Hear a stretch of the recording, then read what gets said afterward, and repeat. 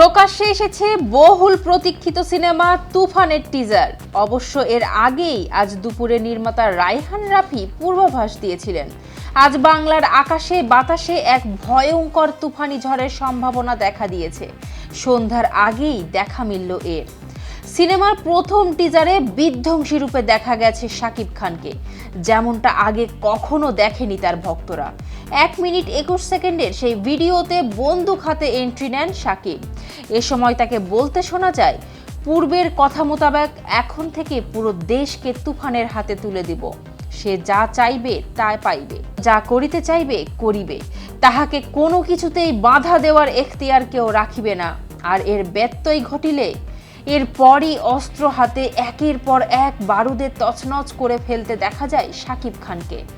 এখানেই শেষ নয়, ভিডিওতে দেখা মেলে জনপ্রিয় অভিনেতা চঞ্চল চৌধুরীরও। তার সেই বিখ্যাত সংলাপের অট্টহাসি দিয়ে বলতে শোনা যায়, তুফান খুব ভয় পাইছি রে।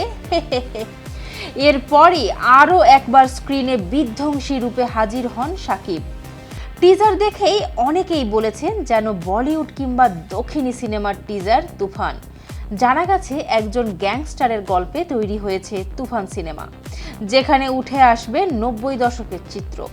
সে সময়ের এক নাম করা গ্যাংস্টারের কাহিনী নিয়েই এগিয়ে যাবে তুফানের গল্প।